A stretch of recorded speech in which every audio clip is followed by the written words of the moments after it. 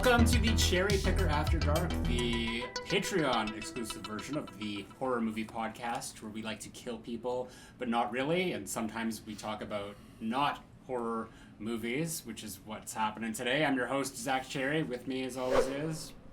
I won't ask again. Call him off! Call him off! Eddie of Edward is Truth. Wait, which one is that from? That is from The World Is Not Enough. Okay. Yeah. And as you've guessed, we are talking about the James Bond franchise, which we're ranking as well. Yeah, we are. Last month we did part 1, which encompassed Dr. No all the way up to A View to a Kill, so all the Connery, Lazenby, and more. And now we're going to finish it off with the Dalton, Brosnan, Craig eras. Mm-hmm. So, getting right into it, did you want to read the tiers off again, just for anyone who is joining us? All right, so we'll start at the bottom and work our way up. At the bottom, we got It's the Kiss of Death, Goldfinger. And then at the tier above that, we've got Set Your Hopes Up Way Too High from The Living Daylights, the movie we're about to talk about. And then just above that, we got A Sweet Distraction for an Hour or Two from Octopussy. Why am I from the East Coast? I don't know, but you're sounding like there's this girl who does like TikToks or like Instagram reels, and she like, it's like, this is the signs of the zodiac in this scenario, but she talks with that exact same cadence. Well, I'll finish it off properly. Okay. I'll sit here and say, tier 2 is You Can't Deny the Prize from Casino Royale. And then the top tier, astoundingly enough, is Sigmund Freud. Analyze This from Die Another Day. Now I'm Cockney. I'm Cockney. And that's exactly how Madonna would say it too. No, Madonna would say, Die Another Day. She's got that weird... It's like a lilt. Like, I remember seeing it in The Next Best Thing. And to think just yesterday, he was only 5. And I'm like, oh, boy.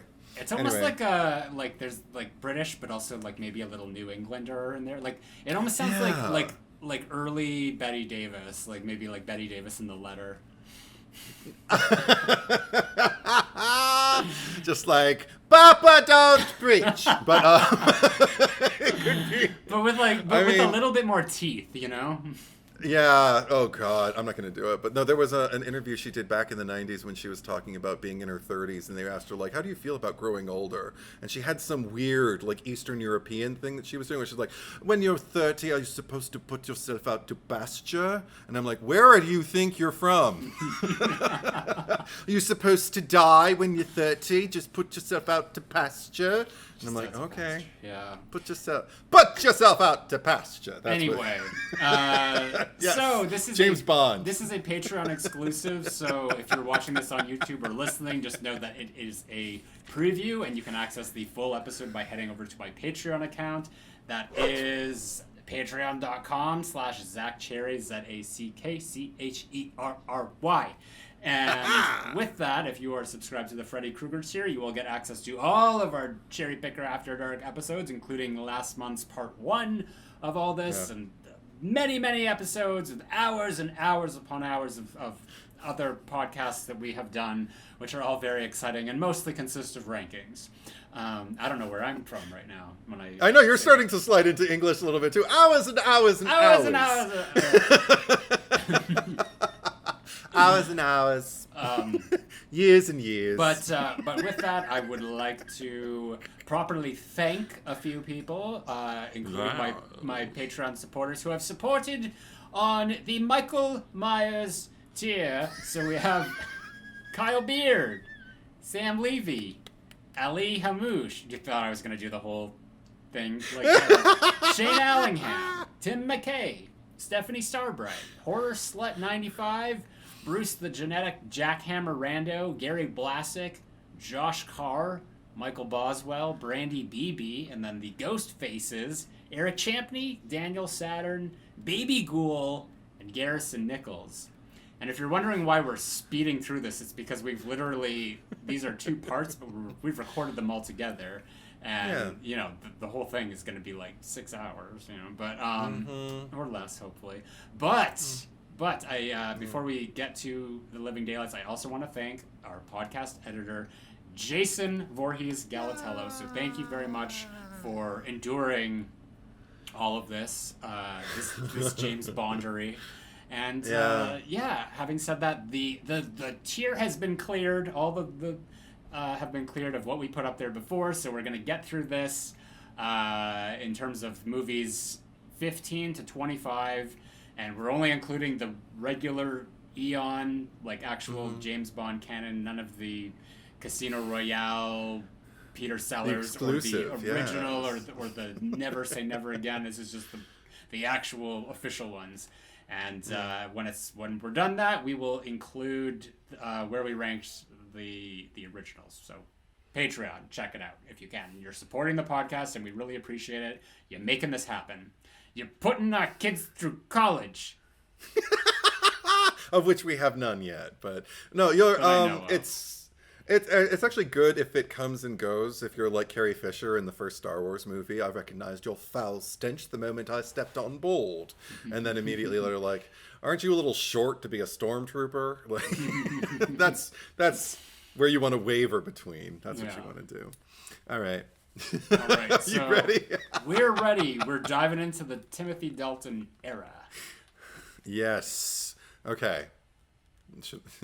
And no spoilers for what we talked about before. Just, you know, straight up. Huh? Well, what I'm saying is that there's a whole episode where you're gonna be like, this is how I felt about this movie and this movie. Like, oh. Yeah. Okay. Yeah. Okay. So I won't make reference to the past. Yeah. We'll try not to. Okay. Yeah. Okay, that would have been helpful to know before we started recording, but okay. No, so Timothy Dalton, my God. Okay. Only thing I've ever seen him in before was an episode of Charlie's Angels where he was the love interest for Farrah Fawcett in one of her Return to episodes. Yeah. And oh my God, dashing, gorgeous. And I knew he was a Bond, so I was like, oh, is this a James Bond? And then I watched the movie and it was like, oh, it is. Oh, it is. I like that. First of all, it starts off with like a training exercise, so we're led to believe, for whatever reason, he's realigning himself with his craft. Right. You know, like this is a test, you know, like as Buffy was put through, you know, Slayer, you know, challenges and everything, as long as she had the council over her. Like it was nice to see him with like, I'm like, so the other double O's are there? And then you see, oh shit.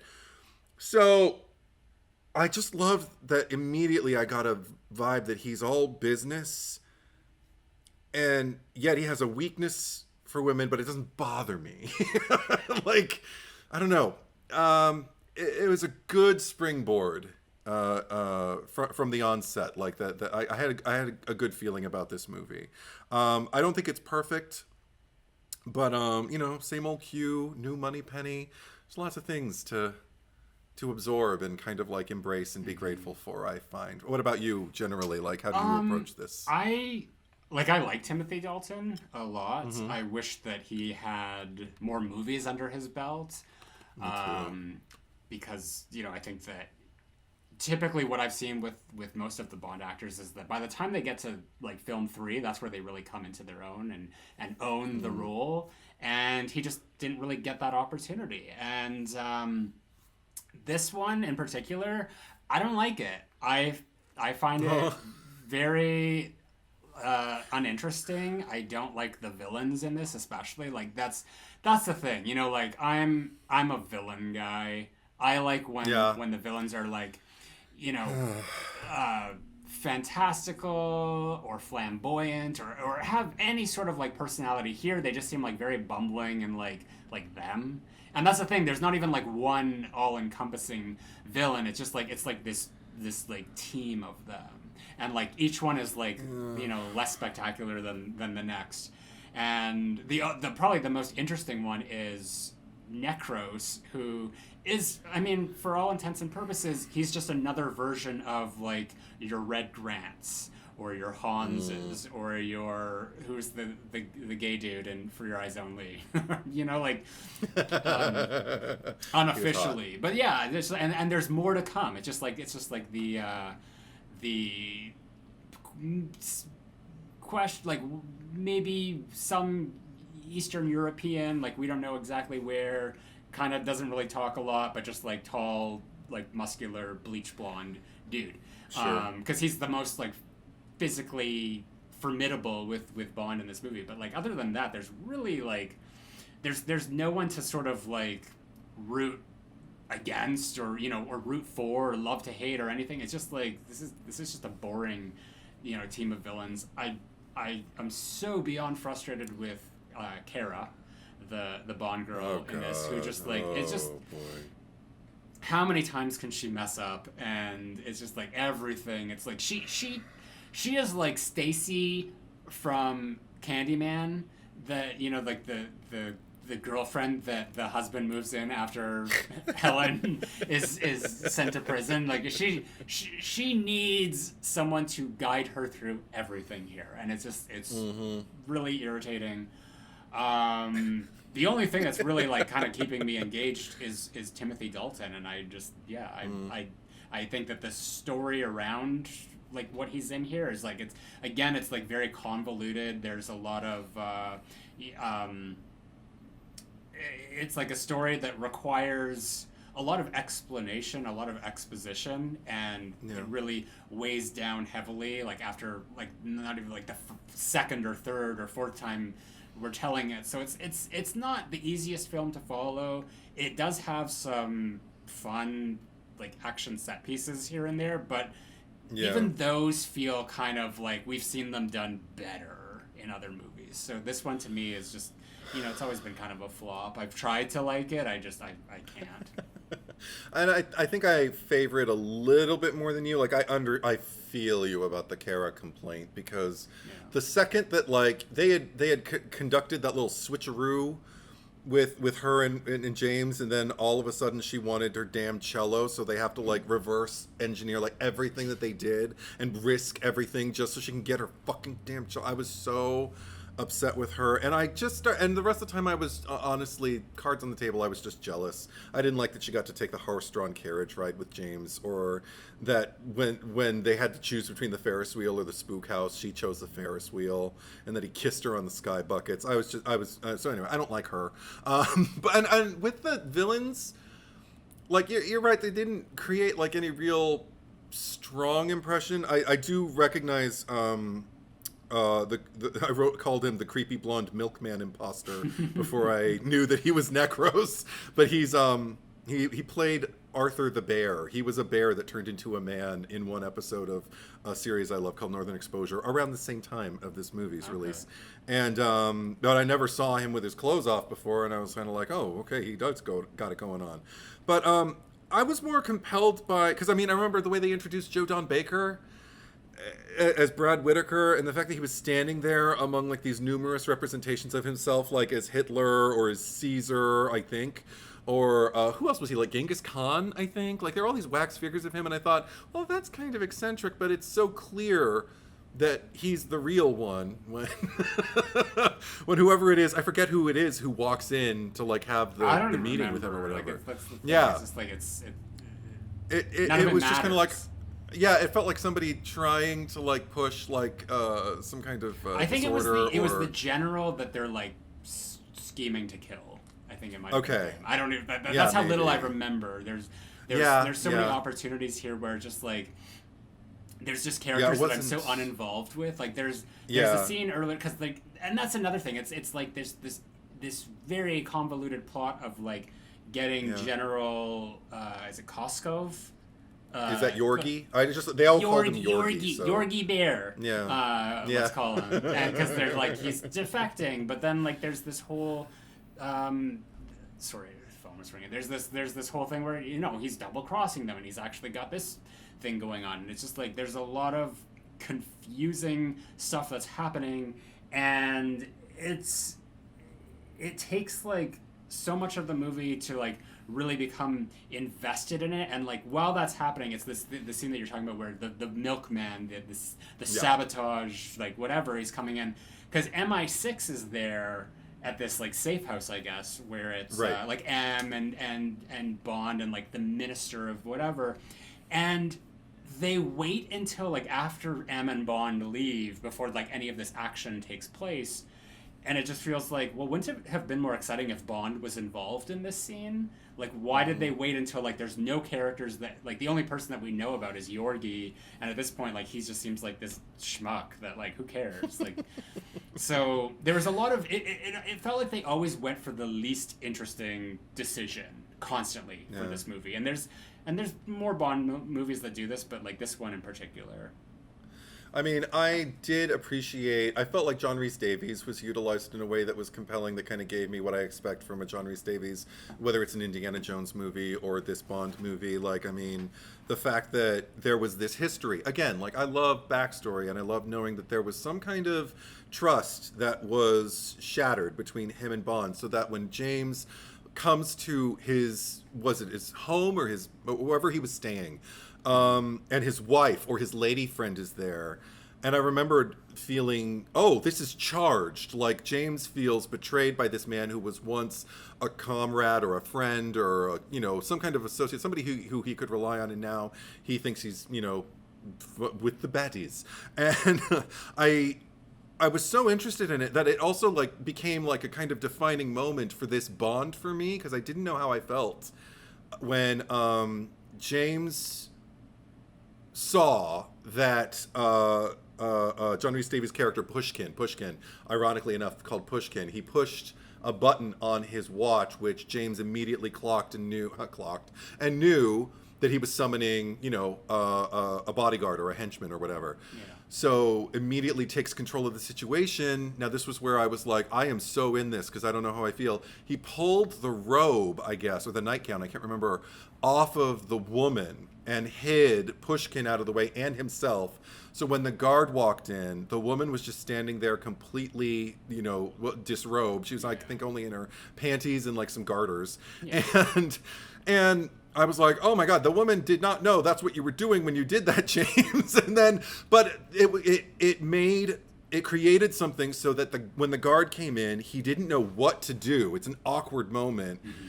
And so he just kind of stood there so James could like swipe in and like, you know, completely, disable the guy and get the fuck out of there before he gets, you know, in any kind of peril. So I'm like, okay, this gives me that this is a Bond who will literally do anything to try and keep the mission going. And I get it. I don't know if I support it, but I like it because it felt like something so incredibly sharply defining that I align with everything that I had seen up until then and everything that I saw after the fact. And then I like the fact that, like, after they said, basically, like, when they had the exchange, Pushkin and Bond, that they need to kind of, you know, join forces. He says something like, you know you need to die, or something, or I know I need to die.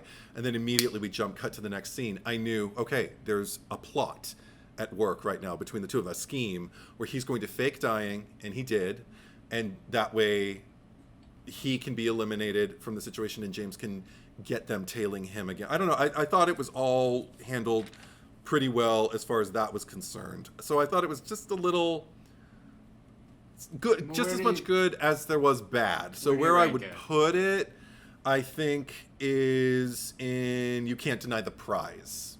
That's where it is for me. And we're starting clean, so just put it in there. Yes. And I'm not as favorable to this. I mean, there's moments that are, you know, decent, but I've got this, you know, and my ranking is more like Letterboxd correlated, so I would say this is like 3 stars out of 5 for me, so this would go in a sweet distraction for an hour or two. I agree with the 3-star rating. I think that's exactly what I would give it. Mm-hmm. It's just I don't think I have any 5-star films in this franchise, so everything's relative. That's totally fair. So now we're moving on to License to Kill, and I mean, like, this for me is just like it could not be like the complete opposite of how I feel about The Living Daylights. This is the Timothy Dalton movie. And this is like, and it's, like we kind of talked about this in the last thing, but I really love sometimes when the Bond movie goes against the formula, but not necessarily like in a way, because we will get into that where it feels like it defiantly goes against the formula to be like, haha, fuck you, like we're gonna do what we want. Where no, this is actually, there's context to going against the formula, because we're seeing Bond in a completely different scenario where this isn't your typical Bond movie because something else is happening outside of the typical MI6 missions. And this is probably like one of the more personal, Bond stories for the character, which I don't think that we've, seen since what's it called? On Her Majesty's Secret Service. Or things that come later, but I feel like it's done so well here. Because it's like we have interesting villains, memorable villains that I know. Like you have Robert Davi. Is it Davi or Davy? Davi. I believe it's Davi. We had this conversation once before. From the Goonies, and here he plays Showgirls. Showgirl, that's right. Oh my God, he was the boss at what is it? The something leopard. Oh, the cheetah. The cheetah. Yeah, the cheetah. Yeah, memorable. Memorable. He's so good at playing like scumbags. He's amazing, and yet dimensionalized. He doesn't just play a scumbag. He plays like a man who's led a life up until that point. Yeah, and like know, that's the thing. Like he's not just a cartoon villain. Like you get the idea of who he is, and it's just Bond. Because Timothy Dalton's kind of like more of an emotional Bond. Like he's in touch with his feelings and stuff. And like this is this villain is someone who's clearly like he's got trust issues, and it's like loyalty's really big for him, and Bond is able to manipulate that. And it's just like it's interesting seeing their cat and mouse interactions, because it's like, as far as this guy's just like completely blinded to the fact that Bond is has this ulterior motive and all that. And then you also have Benicio del Toro playing Dario. Oh who's my just, God! Like, his whole thing, like he's a character in and of himself. Like there's just every component of this. Also, what I didn't mention before, because I told you in part one, and I didn't get to say that I had a favorite Felix Leiter, and it's this guy. It's the same guy from Live and Let Die, and he returns to this movie. Like he was the best one, and I was so happy that he came back to do this, because Felix kind of disappeared after Live and Let Die. Like he's in Living Daylights, played by a different actor, but then they brought this guy back here, and I'm glad that they did, because they probably realized, oh, he's playing a really large role in this movie. We should probably like get the best actor who played him, and they got this guy. I don't even know the guy's name, but he did it really well. And, yes, he did. Yeah. I don't even know if there's really like a weak link in this movie, just in terms of like the cast or the characters. Like maybe what's her face, like the mistress, because she's just like she just plays that role. She's sort of like the damsel in distress, but she has a little bit of a fight to her, so she's not just like this one-dimensional character. But I really like Pam. Even though, like, she has some moments that are just like, okay, whatever. When she like becomes like completely like smitten and jealous of that. But it's just like everything that's going on here. It's just like it's, and again, we talked about James Bond movies that are like reflective of the time. Like this is late '80s, where everything was like the ultra violent like action movies of the time. Yeah. And not that this is like ultra violent or whatever, but it does kind of like lean into this like. There's like scenes like when that guy's head explodes, in the pressure chamber and things like that. So my God, so gory. Yeah, it definitely. Yeah, this Bond has a harder edge, and I mean, the tanker chase at the end is just like the coup d'etat. It is the cherry on top of the whole movie. So it's so high octane. I was so on board. I was screaming my lungs out while I was watching it. And I agree with you. I feel that way about this movie too. I feel like from the get-go, the fact that we're introduced, I was just kind of like, Felix is getting married. Oh, there's going to be a wedding. And then, and the fact that everybody is just trying to make it nice, And I love Priscilla Barnes from Three's Company, Suzanne Summers' replacement, and playing the bride and everything. And I loved just that James, that was the first time that James offered help to Lupe Lamora, the whipped girl, and who kept crossing paths with her the whole time, trying to save her and everything like that. But it was interesting. I don't know. It was just interesting, like the dynamic starting off with like this kind of familial sense, and also Team 007. It felt like, which I'm going to get behind, and then for such a tragedy to befall because we think we've saved the day and that everything's going to be okay, and then the way that Benicio del Toro gets introduced, like, first off, I'm just kind of like, yum, because he looks gorgeous. But I don't think I've ever seen him that young before. Gave her a nice honeymoon. And then when he said that, and I see Felix, like, just, like, strung up there, just, like, and I am so angry at the injustice of it all. And I'm just like, this should not be happening. I am so invested. Like, all of a sudden, I am like, life or death consequences, Old Testament, fire and brimstone. And there's also a callback to Tracy. Like a very touching moment for the character. Because, like, she's, like, wants to, like, give him the what is it, the garter or whatever. Yeah, Della wants him to get married. Yeah, and he's like, no. And then she gives it to him anyway, and he's just sort of like, okay. And then, there's this, like, he was married, but that was a long time ago. I know, and I again tying it back to what at that point when on Her Majesty's Secret Service, when I was watching it, I was like, at this point, this is my favorite.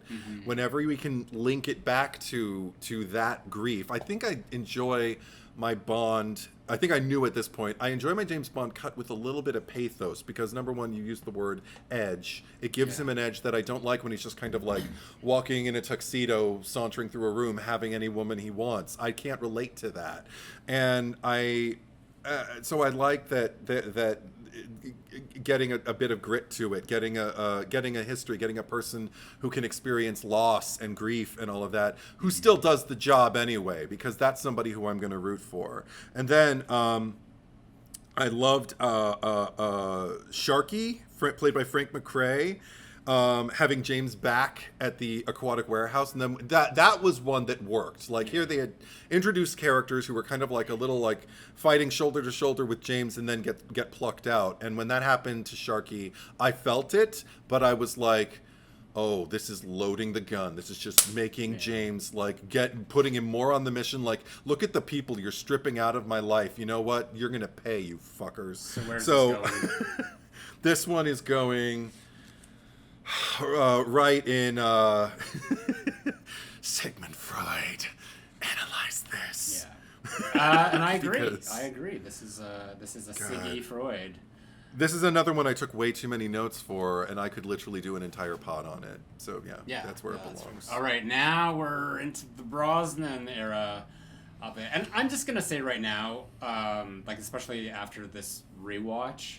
Yeah. Because I could, every time I do like a marathon, I could re-rank. Like, nothing is ever set in stone for me. But I think, like, after this particular marathon, I kind of, like, have reaffirmed that Pierce Brosnan is my favorite James Bond. And really? Not just because, like, he's the James Bond that I grew up with. Like, he's my first introduction to James Bond, of, like, being, like, the Bond of, like, my time. But I think that he just, like, there's a quality about him that it's just, like he is James Bond. Like, he just has it. And, like, the essence of, like, all of the other actors before him, like, he somehow captures in his performance. Like, there's a bit of Connery to him. There's a bit of Moore.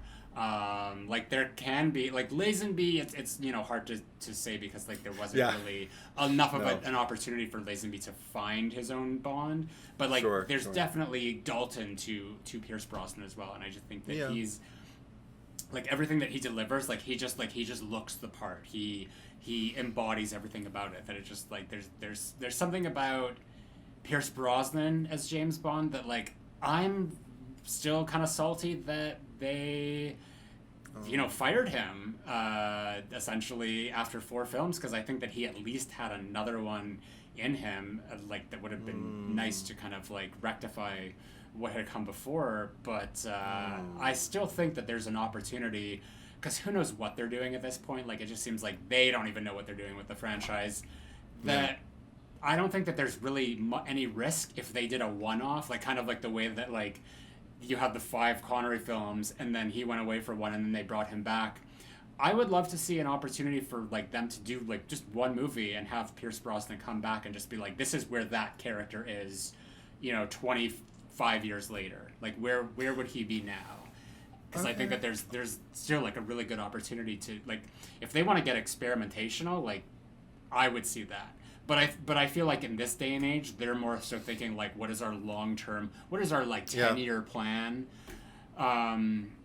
Which is unfortunate because it feels like every time they try to develop a plan, things change as they go through anyway. So it's never going to be perfect or how they wanted it to be. So anyway, I'm just opening my GoldenEye assessment with that, but. This is, I was first introduced to Bond through the N64 game, the GoldenEye 64. So, to me, it always was, like, it always comes back to that. Like, that is where my nostalgia is rooted. But even watching the movies now, like,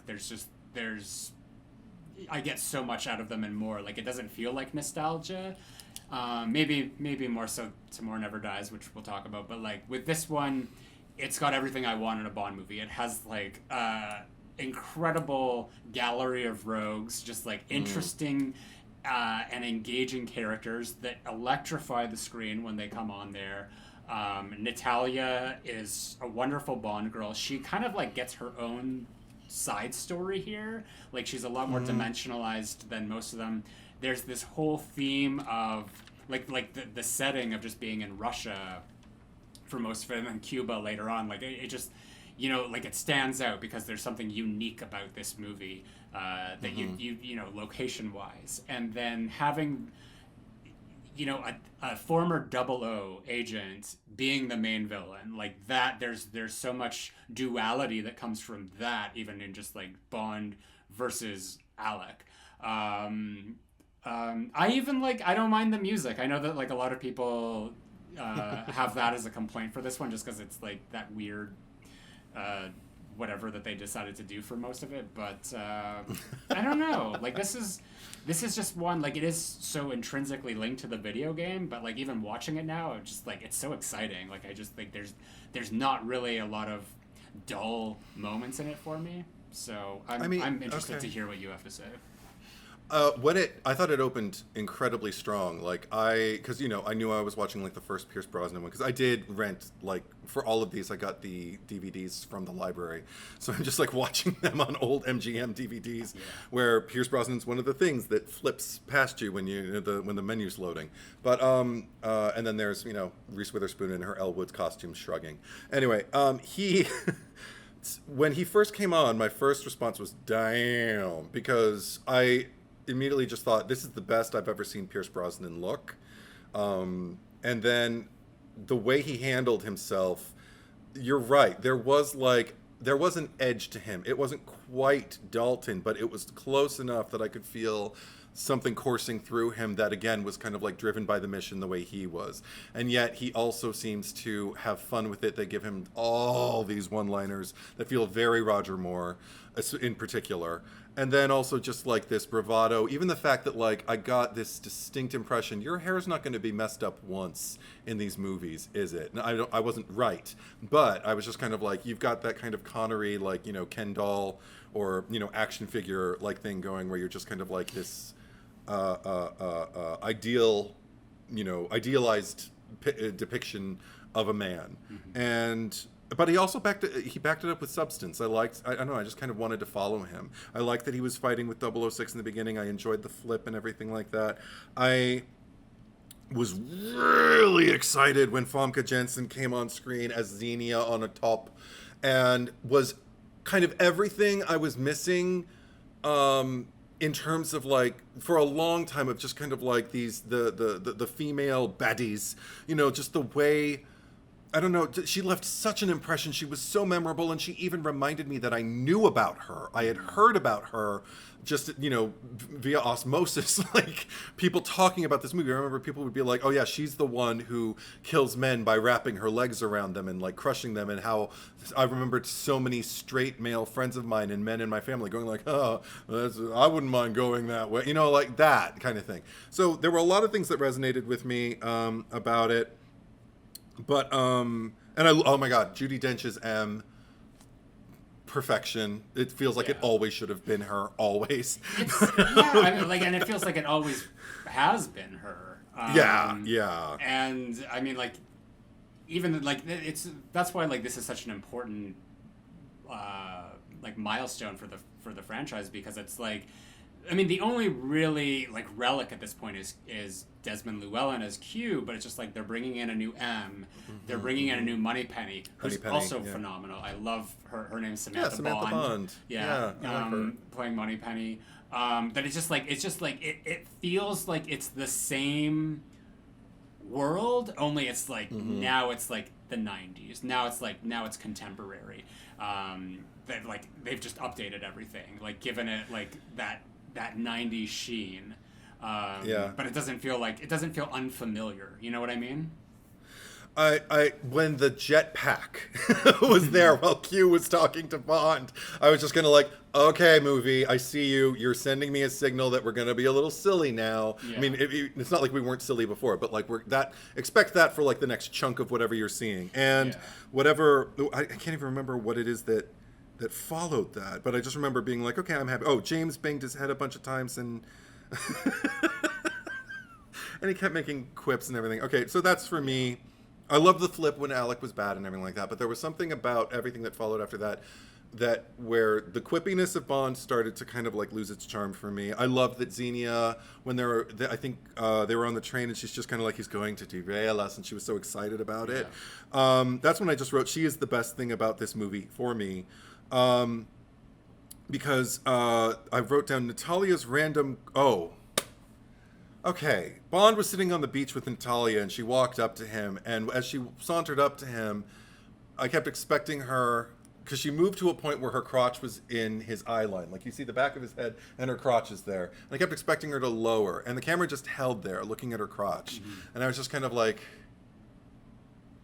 okay, this is either absolutely emblematic of the saga, and it's just not for me, or it's completely, tonally... just like not right, and you know, and it's throwing me off. And then they just lounged in white linen for a while. And then when Xenia died, I just felt like we were even back, and maybe this is like a boon to somebody who loves, you know, the franchise the way you do. But when we were back to the usual gray metal and concrete fortress at the end, that set piece, I was like, I didn't miss this. I'm actually more dazzled when the movie that we're in tries to kind of like push beyond rather than harken back, because there have been by this point so many movies that have just tried to do what happened before. Now I understand what you say when you talk about it being updated. That wasn't enough for me, so it makes me want to put the movie in... got to remind myself, is there anything around that it's relative to? It set your hopes up way too high, because it did skyrocket for me in the beginning, and then I felt literally after Xenia died, I couldn't That's glom. That's like the end of the movie, Edward. No, it is the end of the movie for me. There's more movie after that, and I was not feeling it. So yeah.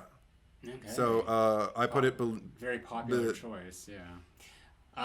This to me is Sigmund Freud. This is top tier, and for many reasons why a lot of people, you know, choose it to be. And you know, I will speak to just the fact that even if it is like an update, or you know, there is like a 90s sheen to it, it's still kind of like there's almost this night and day quality between this and the next film, where like this one still feels a little choppy. Like there's a lot of like scaled models that are used that you can tell. Oh yes, 100%. But it's still like it's just phenomenal. Like it's such a fun movie, and I enjoy every minute of it. So now we're into Tomorrow Never Dies. Yes. You go first. Well, okay, I like the introduction. I think this is the introduction of Colin Salmon from Resident Evil and Alien vs. Predator as Robinson. Well, this came before, but yeah. He was in before? No, this is 1997. No, I mean, but he's from those, so Yeah. I'm seeing them after I've already seen him in those. Okay. So anyway, Jesus Christ. You correct me on that all the time. Okay, fine. Abort missile. I liked the way he said that. But then there was one point where someone says, "What the hell is he doing?" to M, and she goes, "His job." And I'm like, "Oh, Jesus Christ."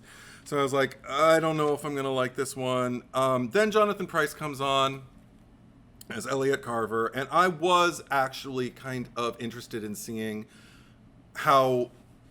I wonder if this felt dated at the time, like, oh, they're just trying to do something. And I actually was kind of shocked at how relevant it still is. Like, we kind of got this megalomaniacal man who is using technology to disinform the public, and that's the way he's going to wield control over the world. I was actually kind of, compelled by that. And this is the one with Terry Hatcher, and briefly. Briefly, but my God, did she make an impression on me, because she had some of the most ridiculous lines, just when she goes to see him, like she escapes her husband to go like visit James in his hotel room, I guess, just like, what was it, James? Did I get too close? Did I get too close for comfort? And I just kept rolling my eyes, and I wanted to kind of like embrace the camp of it, but it was just a little... I don't know. There was something missing for me. And then Michelle Yeoh comes in, and I adore her as Wei Lin. That's how we pronounce it, right? Wei Lin. And it was another case of same old story. I won't waste your time. I just kind of felt like you've got these great components. You've got this incredible Michelle Yeoh, and I just didn't feel like anything that happened between her and Bond was set up in a way that I could get on board with and believe. Even as a moviegoer, eating popcorn, just hoping, like, oh, sparks will fly. Watch them fight back to back and watch them maybe kiss at the end. I don't know. I completely unraveled as it went on and on. I wondered if Joe Don Baker playing this new role was going to be the new Sheriff J.W. Pepper for me. Like, I just couldn't. I don't know. Well, he was in GoldenEye. He showed up there first. Yeah, and that's why I wondered. And now he's back, and I didn't really need him. And I lost interest in the chases. I thought, when Carver mocked Wei Lin's martial arts in front of her and calls her pathetic, the fact that she didn't get to end him really pissed me off. I was like, you set it up perfectly. All I want to see is this woman kick this man's ass, and it didn't pan out. So I wasn't very fond of it. How did you feel? I think that this movie is, relatively inoffensive, just in terms of the movie watch. It's an easy one to revisit. It's not very complex. Like, it's pretty straightforward. I think that it almost leans a little too much into action than it does story. Like, it's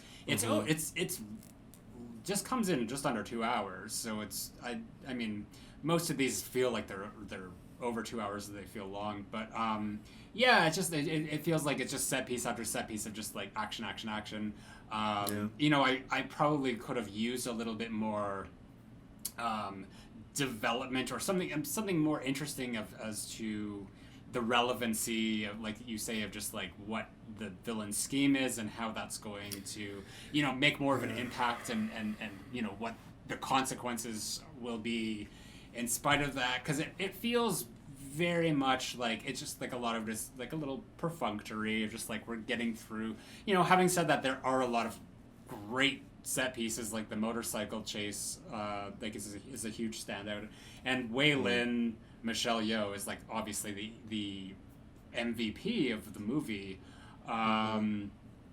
We have another one of those like stock Bond villains with Stamper of just like the Red Grant type, and I like Elliot Carver. Like I enjoy his mustache twirling villainy of it all. Like it's just like he's sort of like harkens back to the cartoonish aspect of things. Like he's a different variety of the villains that we have. But yeah, it feels like there's like a lot of like technology focus in this, and just like, you know, we see that with like fun gadgets, but it's almost like it's almost too keyed into I guess the more like the futuristic side of Bond, or like the contemporary side of things, whereas like with GoldenEye, like there was a lot more depth, there was story to that, and here I feel like we could have used more of that. It felt like it was missing.